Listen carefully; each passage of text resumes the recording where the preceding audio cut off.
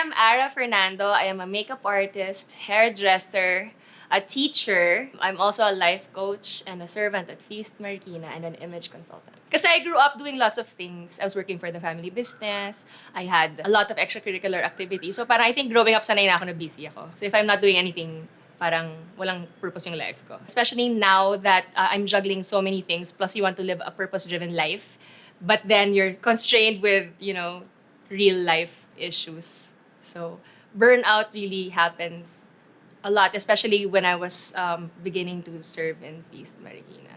In 2007, my father passed away. When your relatives die, there's a tradition that you're malas in other clients' homes. So I lost a lot of jobs during that year. And so I was thinking, paano ako magsaserve kung wala naman akong kinikita, saan ako kukuha ng pangkain ko, pang sweldo, ganyan. And I thought that was it. I was having difficulty with ministry adjusting to being a leader because I didn't grow up in a community. And then I was adjusting to, not working. A couple of months later, my partner passed away also. So parang, it was a really low point in my life na parang, I was just trying to live. I was trying to survive. Parang, I have a list of things I have to do. Tapos tinatry ko lang i-check lang lahat. No feelings, none whatsoever. Basta, ang goal ko lang to survive. And then it came to a point na, I was just so tired. Yung wala ka ng feelings. So, hindi ko na siya ma-explain. So, I went to a doctor. And then the doctor told me, depressed ka. Tapos ako parang, busy naman ako. Ang dami ko naman ginagawa. Ganun. Pero it's not it eh. Sometimes, you need to hear it from someone to tell you, you're depressed, you're going through a burnout. You have to rest. Yun, that was a really, really low point in my life. I was just a zombie. And that's, I guess, what burnout is.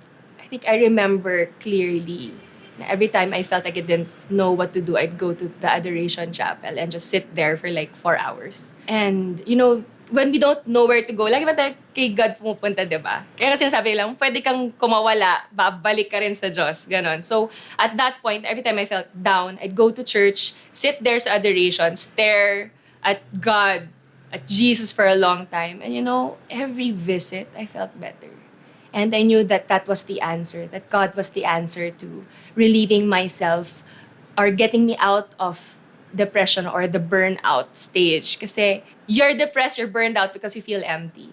And no matter how many things you're doing, how many achievements you have, or whatever title or whatever amount of money you have in the bank, you may still feel burned out or empty unless you fill your cup until it runs over. I think we all have to experience that at one point to realize that God is the only answer to getting ourselves out of burnout.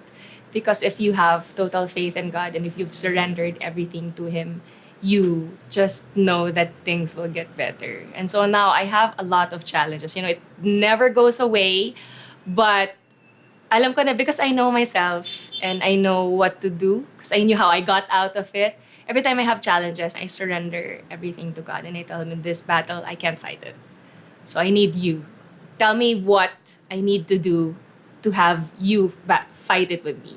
I serve, I pray a lot, and if someone needs my help, kahit na talagang I have a lot on my plate, I do that because when I was down, God sent me so many angels to help me get out of that rock bottom that I experienced.